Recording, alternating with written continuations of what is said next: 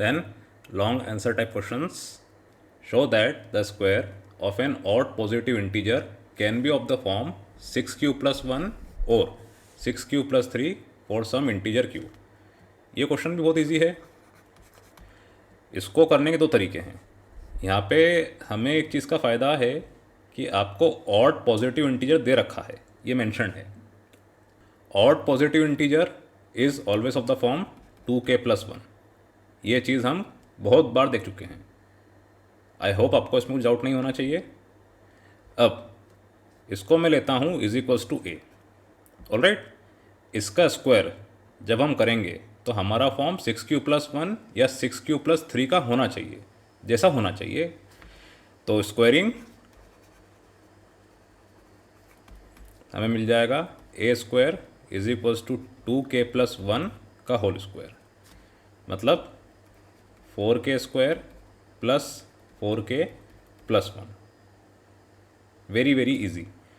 आपने 4k को common लिया तो आपको ये मिलेगा k प्लस 1 प्लस 1।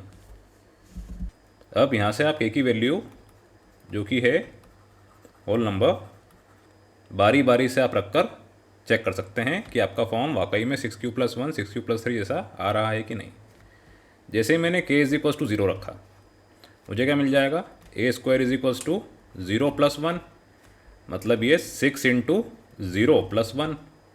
तो आपको 6q plus 1 जैसा फॉर्म मिल गया, जहाँ पे q था आपका 0। ठीक है। देन मैंने रखा k इज इक्वल्स टू 1, तो A square is equals to 4 into 1 into 1 plus 1 plus 1। ठीक है, मतलब 4 टू जा 8 प्लस 1। अब देखिए ये आपका क्या लिखा है असल में, 6 प्लस 2 प्लस 1। ये समझिएगा, मुझे 6q plus 1 या 6q plus 3 जैसा फॉर्म चाहिए। मेरी कोशिश ये रहेगी कि मैं 6 को किसी तरह से इन नंबर्स में से निकाल पाऊँ। 4 इंटू 1 4, 4 टू जा 8, तो 8 प्लस 1 9, 9 आपका होता है 6 प्लस 2 प्लस 1। तो देखिए ये आपका लिखा हुआ है क्या, 6 इंटू 1 प्लस ये 2 प्लस 1 3। अब ये आपका होगा of the form 6q plus 3। Alright, very very easy. अब k इज इक्वल्स टू 2, एक केस और हम चेक कर लेते हैं। ए स्क्वायर फिर से 4 इंटू 2 इंटू 2 प्लस 1 प्लस 1, तो 4 टू जा 8, 8 3 जा 24, 24 प्लस 1। अब 24 आपको पता ही है 6 का मल्टीपल है, तो 6 इंटू 4 प्लस 1, मतलब 6 इंटू क्यू प्लस 1। तो अब देखिए 6q plus 1 6q plus 3 6q plus 1, आपको इस तरह का फॉर्म मिल रहा है बारी बारी हर k की वैल्यू पे। सो इसीलिए square of an odd positive integer can be of the form 6q plus 1 और 6q plus 3 for some integer q। ये था इसका पहला मेथड। देन इसका दूसरा मेथड, ये आपके एनसीईआरटी में दिया है, यूक्लिड्स डिवीजन लेमा, जो कि अब बहुत बार पढ़ चुके हैं। अब आप देखिए 6q plus 1 6q plus 3। Alright, तो इधर b की वैल्यू की क्या है 6, तो आपका r हो जाएगा क्या, less than b greater than equals to 0, means r is greater than equals to 0 less than 6, मतलब finally r is equals to 0 1 2 3 4 and 5। अब r इज इक्वल्स टू 0, तो 6m plus 0, r is equals to 1 6m plus 1, ऐसा करते करते 6m plus 5। अब आपको ये समझना है कि इसमें आपके ऑड पॉजिटिव इंटीजर कौन कौन से होंगे। 6 इंटू समथिंग, ये क्या होता है हमेशा इवन, ये चीज़ आप समझते हैं, क्योंकि 6 एक खुद इवन नंबर है, तो even number into something will always give you an even number. अब इवन प्लस ऑड से आपको मिलता है ऑड। तो अब देखिए इन सारे टर्म्स में 6m plus 1 6m plus 3 6m plus 5 ही वो तीन नंबर्स हैं जो कि हमेशा ऑड पॉजिटिव इंटीजर आपको देंगे। Even plus odd even plus odd even plus odd, 6m plus 2 6m plus 4 और 6m, ये नहीं होगा। इसके बाद इन्होंने बोला है कि इसका स्क्वायर कर लीजिए आप, तो 6m प्लस 1 का इन्होंने स्क्वायर किया, स्क्वायर करने का आपको मिल रहा है 36m² प्लस 12m प्लस 1। अब यहाँ आप समझिए 36m² प्लस 12m प्लस 1, यहाँ पे आपको वो सारे टर्म्स लेने हैं जो कि 6 के मल्टीपल्स हैं। तो मैंने 6 जब कॉमन लिया तो अंदर मुझे मिलेगा क्या, 6m²। देन 12m है, मतलब 6 2 12 और m तो 2m प्लस 1, मतलब 6 इंटू समथिंग, जैसा आपको मैं पढ़ाते हुए आ रहा हूँ। तो 6 इंटू समथिंग मतलब क्यू प्लस 1, लाइक दिस। ठीक है, उसी तरह से आप देखिए दूसरा टर्म आपका 36m² प्लस 36 प्लस m, 36 में 6 आपने कॉमन लिया तो 6 इंटू 6m² प्लस 6m। अब यहाँ पे था 9, एक बार इसको भी करके दिखा देता हूँ आपको मैं, डाउट नहीं रहेगा।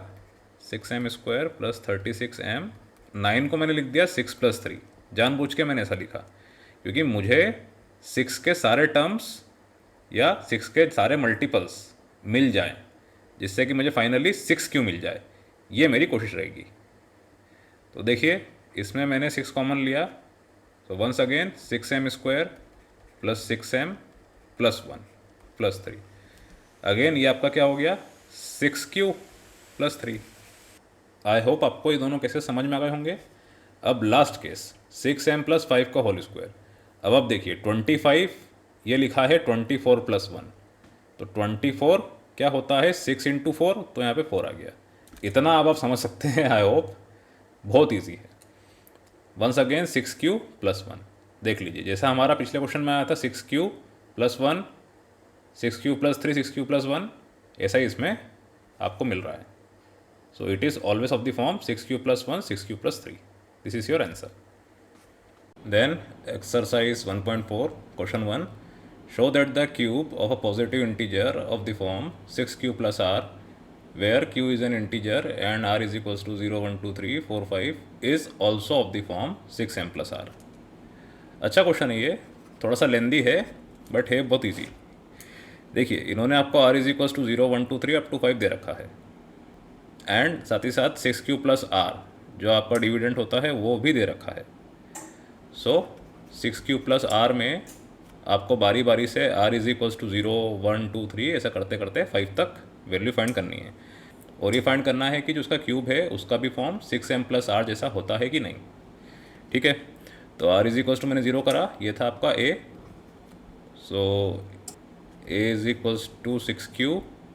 Now on cubing we have a cube is equals to 6q का होल क्यूब, मतलब 6 इंटू 6 स्क्वायर क्यू क्यूब।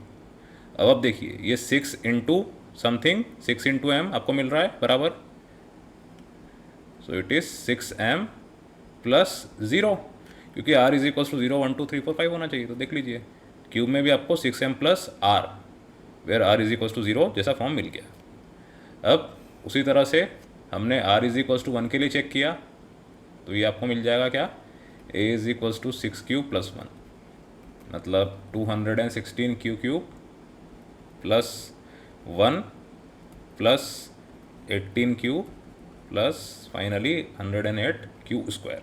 यहाँ पे मैंने a cube plus b cube plus 3a square b plus 3ab square ये फॉर्मूला यूज़ किया है, जो कि होता है आपका a प्लस b का whole cube. Very very easy. अब आप देखिए 216, 18 और 108 ये तीनों के तीनों 6 के मल्टीपल्स हैं एक्सेप्ट दिस वन। ऑलराइट, सो 6 को मैंने कॉमन लिया तो अंदर मुझे क्या मिलेगा 636 जा क्यू क्यूब, क्योंकि 6 का क्यूब मतलब 216, फिर plus 18q square. Alright, 6 into 18 मतलब 108, then plus 3q plus 1, once again 6 into something, so 6m plus 1, ऐसा आपको फॉर्म मिल गया। उसी तरह से आप r इज इक्वल्स टू 2 3 4 5 के लिए भी चेक कर लीजिए। अब मैं क्या करता हूँ, इनको सबको सॉल्व कर देता हूँ, फिर एक एक को आपको एक्सप्लेन कर दूँगा। अब देखिए ये वाला जो फॉर्म है इसमें आपको मैं एक स्टेप एक्सप्लेन कर दूँ, वैसे तो हम बहुत बार कर चुके हैं बट फिर भी ये जो 8 है ये आपका क्या होगा 6 प्लस 2। ऑलराइट, सो 6 216 216 अगेन 72, ये सब 6 से डिविजिबल होंगे बस ये जो 2 बच रहा है ये नहीं होगा, तो इसको मैंने अलग से यहाँ पे लिख दिया है और इस वाले 6 को यहाँ पे अंदर ले लिया है, like this. Very very easy. तो ये आपको मिल रहा है 6m प्लस 2। उसी तरह से r इज इक्वल टू 3 के लिए एक बार फिर 27 आपका जो है ये हो जाएगा 24 प्लस 3। सो आपने जब 6 कॉमन लिया बाहर तो आपको मिलेगा प्लस 4। 6 इंटू 4 24 और ये प्लस 3 एज इट इज़, तो 6m प्लस 3। अब लास्ट 2 केसेस, प्लस 4 64 था, 64 मतलब 60 प्लस 4, तो 60 प्लस 4 में ये सब कॉमन हो गए और 4 अकेला बच गया। So 6m plus 4। Now the last case, r is equals to 5, तो a is equals to 6q plus 5। इसका हमने क्यूब किया, प्लस 5 120, 6 से डिविजिबल है क्योंकि 6 टू 12, तो 5 बचेगा आपका। सो 6m प्लस 5। देख लीजिए आप,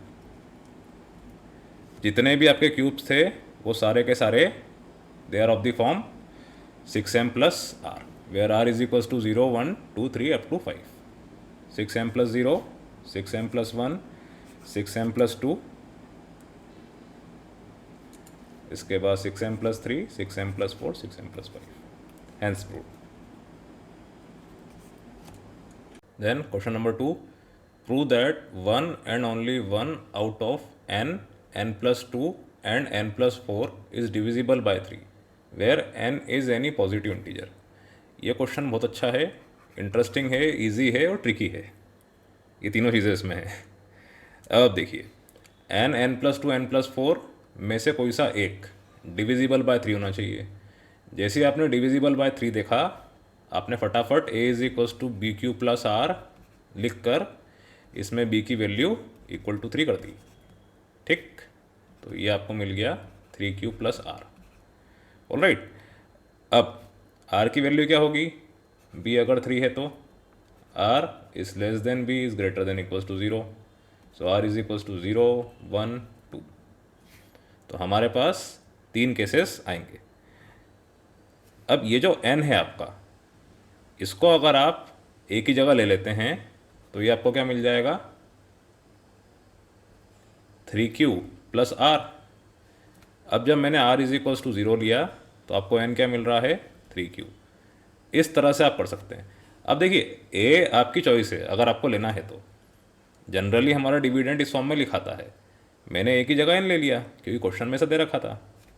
अब n is equals to 3q, obviously ये 3 से डिविजिबल है क्योंकि 3 इंटू समथिंग मतलब divisible by 3। Very very easy. लेकिन जब n is equals to 3q 3 से डिविजिबल है तो क्या n प्लस 2 और n प्लस 4 भी होंगे? अगर मैं n प्लस 2 लिखूँ तो मुझे मिल रहा है 3q प्लस 2। तो देखिए आप, 3q प्लस 2 में वंस अगेन आपका 3q डिविजिबल है क्योंकि 3 इंटू समथिंग है, तो ये पूरी चीज़ डिविजिबल है, पर ये जो 2 है ये रिमाइंडर है, तो it is not divisible by 3।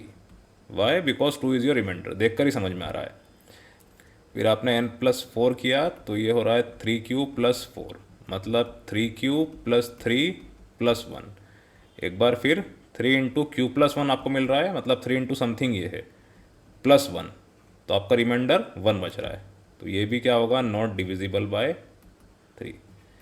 अब देख लीजिए, r इज इक्वल्स टू 0 पे n is equals to 3q ही 3 से डिविजिबल है, बाकी n प्लस 2 और n प्लस 4 डिविजिबल नहीं है। तो यहाँ इस केस के लिए हमारी बात सच हो गई। अब r इज इक्वल्स टू 1 के लिए हम देख लेते हैं, तो ये आपका हो जाएगा 3q प्लस 1। ऑलराइट, अब 3q प्लस 1 तो देखकर ही समझ में आ रहा है डिविजिबल नहीं है, 3 इंटू समथिंग ये आपका बच रहा है रिमाइंडर, तो नॉट डिविजिबल बाय 3। फिर इन्होंने बोला है n प्लस 2, तो n प्लस 2 क्या हो जाएगा आपका 3q प्लस 1 प्लस 2 मतलब 3q प्लस 3। बिल्कुल ये 3 से डिविजिबल होगा, 3 into q plus 1, 3 into something आपको मिल रहा है 3m, समझ लीजिए आप, तो it is divisible by 3। And last case n plus 4।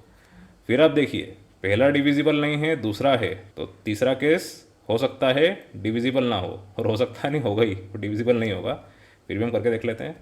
3q plus 1 plus 4 मतलब 3q प्लस 3 प्लस 2, ऐसा करके लिख लीजिए आप।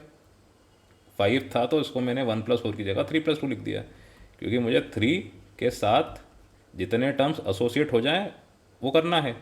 अब बचा 2, तो वंस अगेन ये आपका बच गया रिमाइंडर, तो नॉट डिविजिबल बाय।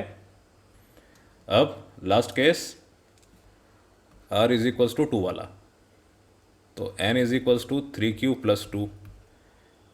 एक बार फिर 3q आपको मिल गया, पर ये जो 2 है रिमाइंडर,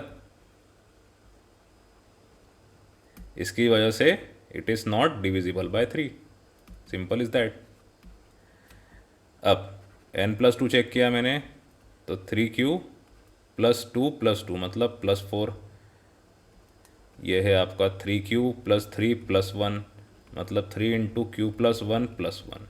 तो वंस अगेन रिमाइंडर 1, तो नॉट डिविजिबल बाय 3। अब डेफिनेटली जो थर्ड केस है आपका, तीसरा केस, वो डिविजिबल होगा ही सही। फिर भी हम देख लेते हैं कैसे।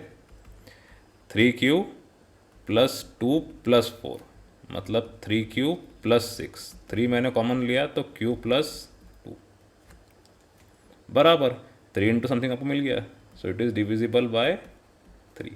Very very easy. सो आप देखिए तीनों केसेस में कोई सा भी एक टर्म, या तो n या तो n प्लस 2 या तो n प्लस 4 डिविजिबल होगा, सबके सब एक बार में नहीं होंगे। ये हमें प्रूव करना था, hence prove. Then question number 3, prove that one of any 3 consecutive positive integers must be divisible by 3। ये क्वेश्चन तो आपके प्रीवियस क्वेश्चन जैसा है, क्वेश्चन नंबर 2 जैसा, कुछ भी इसमें अलग नहीं है, बल्कि ये और इजी है, मुझे ऐसा बोलना चाहिए, क्योंकि इन्होंने बोल रखा है एनी 3 पॉजिटिव इंटीजर्स। अब अगर मैं पहला पॉजिटिव इंटीजर लेता हूँ, मान लीजिए n, तो n के बाद वाले पॉजिटिव इंटीजर्स क्या होंगे, n plus 1 and n plus 2। Very very easy.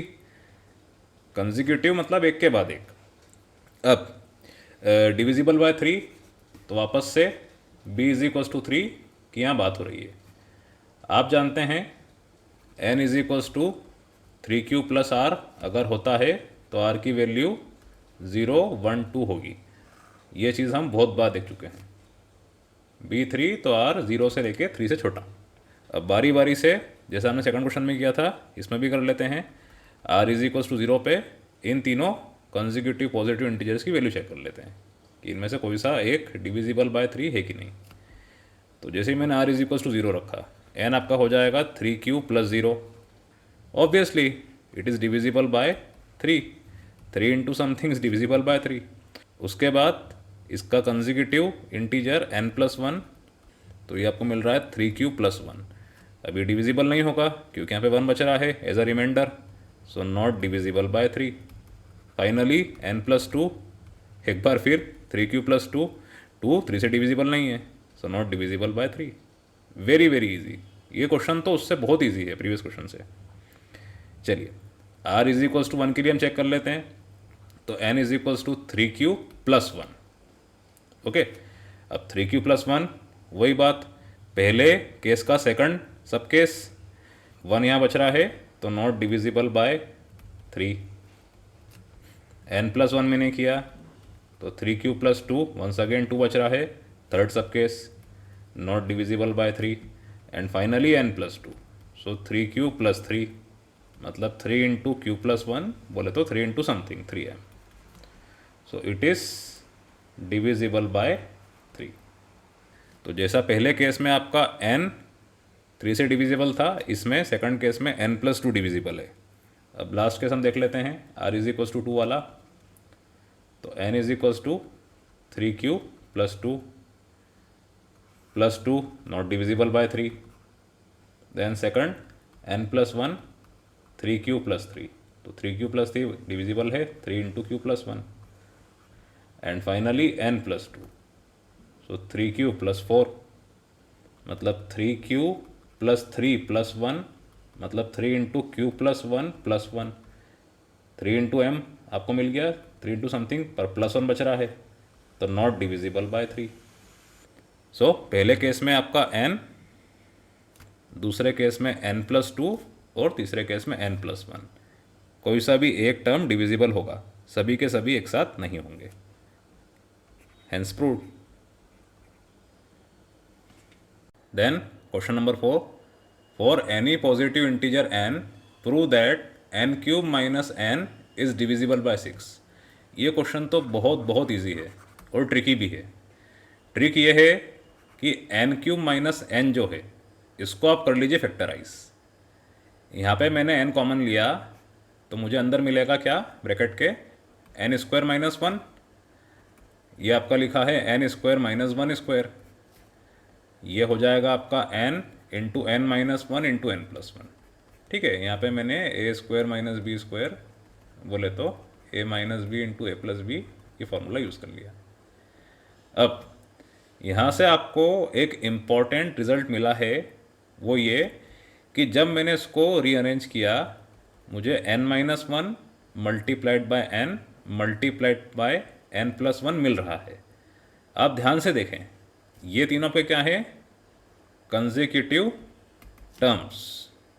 Alright, साथ ही साथ n है आपका पॉजिटिव इंटीजर, मतलब n आपका क्या है, natural number, n belongs to natural number. अब देखिए, इसको मैं आपको एग्जांपल देके समझाता हूँ। अगर मैं n-1 को सपोज करें 1 लेता हूँ, तो n ये क्या है, इस n-1 में +1, तो 1 + 1 मतलब 2 और n+1 मतलब 3। आप यहाँ पर ही देख पा रहे हैं कि 3 कंसेक्यूटिव टर्म्स लेने पे आपको एक इवन टर्म मिल रहा है। ओके, एक और सेट लेता हूँ मैं, n-1 इज इक्वल टू, इस बार 2 ले लेता हूँ, तो n क्या हो जाएगा 3, n+1 क्या हो जाएगा 4। एक बार फिर आप देखिए, जब मैंने पहला टर्म इवन लिया तो मुझे 2 टर्म इवन मिल गए। समझे आप, अगर आप n-1 को शुरुआती टर्म को ऑड लेते हैं तो भी आपको इवन टर्म मिलेगा ही सही। सो इट इज़ डिविजिबल बाय 6, इसका मतलब है 2 और 3 से भी ये डिविजिबल होना चाहिए, शुड बी डिविजिबल बाय 2 और 3 बोथ। ऑलराइट, तो हमने अभी पता किया कि 2 से डिविजिबल है। अब आप 3 को भी देखिए, आपने 2 सेट लिए, उसमें आपका लास्ट टर्म यहाँ पे 3 से डिविजिबल है, सेकंड टर्म आपका 3 से डिविजिबल है। एक और सेट ले लीजिए आप, 3, 4, 5, ये भी 3 से डिविजिबल है। एक और ले लीजिए 4, 5, 6, ये भी 3 से डिविजिबल है। So it is clear for sure कि आपको इसको करना है पहले फैक्टराइज करने के बाद आपको मिल रहा है एक इंपॉर्टेंट रिजल्ट कि these 3 terms are consecutive terms, so they are both divisible by 2 और 3। 2 और 3 से डिविजिबल होंगे तो 6 से डिविजिबल होंगे, very easy. So here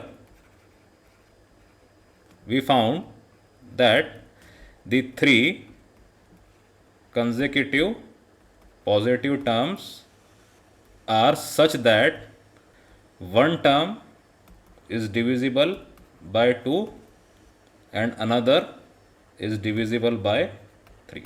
Very easy. So n³ minus n is divisible by 6. Hence proved. Then last question number 5th, show that one and only one out of n, n+4, n+8, n+12 and n+16 is divisible by 5 where n is any positive integer। अभी हमने recently इसके साथ question किया था, I think वो question था question number 2। ये बिल्कुल वैसा ही है, उसका एक एनहांस्ड वर्जन है, ये समझ लीजिए आप। आपको इसमें हिंट दे रखी है कि any positive integer can B return like this, बिल्कुल सही है। इन्होंने पहली चीज़ एनी पॉजिटिव इंटीजर बोला है और डिविजिबल बाय 5 बोला है। Alright, so a is equals to BQ plus R में इन्होंने आपको b बोल रखा है 5, तो R क्या हो जाएगा, greater than equals to 0 less than b मतलब 5, तो R की वैल्यू 0, 1, 2, 3, 4। अब इस पूरी चीज़ को मैं n के हिसाब से लिखूं तो आपका डिविडेंट n ये हो जाएगा 5Q plus r, like this. अब आर इज इक्वल्स टू 0 मैंने किया तो n is equals to 5q plus 0, r is equals to 1 किया तो n is equals to 5q plus 1, like this. इस तरह से आपकी ये हिंट आएगी। हिंट कैसे आपको यूज़ करनी है, ये चीज़ कैसे आ रही है, आपको मैंने ये भी समझा दिया। ऑलराइट, अब to r is equals to 4 से आपको n is equals to 5q plus 4 मिल जाएगा। हर चीज़ आपको पता होना चाहिए कैसे हो रही है, नहीं तो फिर पढ़ने में मज़ा नहीं आएगा। अब इसके बाद इन्होंने बोला है एन प्लस 4 एन प्लस 8। तो देखिए, सबसे बेसिक केस, सबसे पहला केस, n is equals to 5q जब आर इज इक्वल्स टू 0 है। ओके, आप देखिए 5 इंटू क्यू देखकर ही समझ में आ रहा है कि ये 5 से डिविजिबल है, 5 into something, so it is divisible by 5। Alright, अब अगर मैंने इसमें n प्लस 4 कर दिया तो ये क्या हो जाएगा, 5q प्लस 4। क्या ये 5 से डिविजिबल है? नहीं है, क्योंकि यहाँ पे रिमाइंडर बच रहा है आपका 4, सो it is not divisible by 5। उसी तरह से मैंने n प्लस 8 किया तो 5q प्लस 8, ये भी डिविजिबल होगा क्या? नहीं होगा, क्योंकि रिमाइंडर बच रहा है यहाँ पे क्या, 5q प्लस 5 प्लस 3, मतलब 5 इंटू क्यू प्लस 1 जैसा हम अभी तक करते आए हैं, plus 3, 5m plus 3, so remainder is 3, so ये भी नॉट डिविजिबल बाय 5। उसी तरह से n प्लस 12 आपने किया तो 5q प्लस 12 को आप लिख लो 10 प्लस 2, तो 5 इंटू क्यू प्लस 2 प्लस 2, तो 5m प्लस 2, फिर आपका बच गया remainder 2, so not divisible by 5। And इसके बाद आपका लास्ट केस n प्लस 16, तो 5q प्लस 16 आपका 15 प्लस 1, तो 5 इंटू क्यू प्लस 3 प्लस 1, तो 5m प्लस 1 बच गया। एक बार फिर नॉट डिविजिबल बाय 5। तो देखिए, आप सिर्फ आपका एक term r is equal to 0 पे 5q ही 5 से डिविजिबल होगा, बाकी सारे टर्म्स डिविजिबल नहीं होंगे। ओके, ऐसा आपके बाकी केसेस में भी होगा। अब हम बाकी केस के लिए हर एक सब केस को चेक नहीं करेंगे, नहीं तो बहुत बड़ा हो जाएगा। आपको समझ में आ गया किसी एक चीज़ से डिविजिबल है तो बाकी चीज़ से डिविजिबल नहीं होता है, तो आप डायरेक्टली जो पर्टिकुलर केस आ रहा है उसको हाईलाइट कर सकते हैं, इससे ज़्यादा आपको नहीं करना है, नहीं तो ये क्वेश्चन बहुत लेंदी हो जाएगा। चलिए, उसके बाद मैंने r इज इक्वल्स टू 1 लिया तो n इज इक्वल्स टू क्या हो जाएगा, 5q प्लस 1। ओके, अब ये देखकर ही समझ में आ रहा है कि नॉट डिविजिबल बाय 5, क्योंकि यहाँ पे रिमाइंडर आपका बच रहा है 1। ठीक है, फिर मैंने करा n प्लस 4, तो ये हो जाएगा 5q प्लस 1 प्लस 4, मतलब 5q प्लस 5, तो 5 into q plus 1, 5 into something मतलब 5m, सो डिविजिबल बाय 5। ठीक, अब बाकी के टर्म्स आप चेक कर लीजिएगा, वो डिविजिबल नहीं होंगे, it is clear for sure. यहाँ पे एक जगह रिमाइंडर होना चाहे, एक जगह 2 बचेगा, एक जगह 3 बचेगा। एक बार आपको मैं ये वाला केस भी पूरा करके दिखा देता हूँ ताकि आपको समझ में आ जाए कि रिमाइंडर आपके 3, 2, 1, 4 इस टाइप के ही आ रहे हैं। चलिए, हम थोड़ा सा और आगे बढ़ते हैं।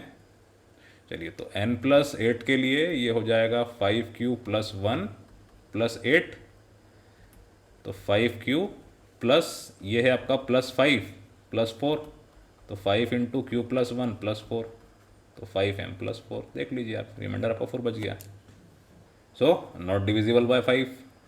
n प्लस 12 के लिए देख लेते हैं, 5q प्लस 1 प्लस 12, तो 5q प्लस 10 प्लस 3। ठीक, इससे आपका मिल गया आपको 5m प्लस 3, तो नॉट डिविजिबल बाय 5, जैसा आपको मैंने बोला था। उसी तरह से n प्लस 16 आपका आखिरी केस, तो 5q प्लस 1 प्लस 16, तो 5q प्लस 15 प्लस 2, मतलब एक बार फिर 5m प्लस 2 बच गया। बिल्कुल जैसा आपको मैंने बोला था वैसे के वैसे आपको रिमाइंडर्स मिल रहे हैं। ठीक है, अब हम बाकी केसेस के लिए वही नंबर फाइंड कर लेंगे जो कि 5 से डिविजिबल है। बाकी आप समझ जाइएगा कि उसमें रिमाइंडर वही बच रहा है। एग्ज़ाम में अगर ये क्वेश्चन आता है 4 मार्क्स के हिसाब से, 6 मार्क्स के हिसाब से, तो आपको हर एक केस करके आने पड़ेंगे। चलिए, उसके बाद मैंने लिया r इज इक्वल्स टू 2, तो n is equals to 5q plus 2। Once again ये रिमाइंडर आपका 2 आ गया, सो नॉट डिविजिबल बाय 5। ठीक, 4 मैंने किया तो 5 प्लस 2 प्लस 4, एक बार फिर ये 5 प्लस 5 प्लस 1 बच रहा है, ये दोनों डिविजिबल हैं, ये डिविजिबल नहीं है, नॉट डिविजिबल 5। फटाफट कर रहा हूँ मैं। फिर मैंने n प्लस 8 किया तो 5 प्लस 2 प्लस 8, हाँ ये बिल्कुल डिविजिबल है। 5 प्लस 10 तो 5 इंटू क्यू प्लस 2, मतलब 5 into m, so it is divisible by 5। बाकी केसेस नहीं होंगे, आप हर एक केस को करके मत देखिए, आप सिर्फ समझिए कि इसमें हो क्या रहा है। चलिए आगे बढ़ते हैं। फिर मैं r इज इक्वल्स टू 3 के लिए चेक कर लेता हूँ, मतलब 5 प्लस 15 तो 5 इंटू क्यू प्लस 3, मतलब 5m, तो डिविजिबल बाय 5। एक्सीडेंटली मैंने सारे केस ही कर दिए। चलिए लास्ट केस आपका r इज इक्वल्स टू 4, इस पर हम देख लेते हैं। ये 5 से डिविजिबल है क्या? नहीं है, क्योंकि यहाँ पे आपको मिल रहा है 4, remainder 4, so not divisible by 5। अब इसमें आप सोचिए कि अगर मैं n प्लस 16 जो सबसे लास्ट केस है वो लेता हूँ, तो 4 प्लस 16 ऑब्वियसली 20 होगा, जो कि 5 से डिविजिबल है। तो इसीलिए हम बाकी केसेस एलिमिनेट कर सकते हैं हाथों हाथ। सो 5 प्लस 4 प्लस 16, इससे आपको मिलेगा 5 प्लस 20। आपने 5 कॉमन लिया तो ये आपको मिल जाएगा q प्लस 4, मतलब 5m, तो डिविजिबल बाय 5। ठीक है, मतलब हर एक केस में आप देखिए कोई सा भी एक केस 5 से डिविजिबल होगा, सारे के सारे केस डिविजिबल नहीं होंगे। r इज इक्वल्स टू 0 पे n is equals to 5q, r is equals to 1 पे n plus 4 5q plus 5, r is equals to 2 पे n प्लस 8, 3 पे n प्लस 12 और 4 पे n प्लस 16। एक एक केस छोड़ के अगला केस हो रहा है, पर हो एक रहा है। Alright, so any one of this cases are divisible by 5, hence prove.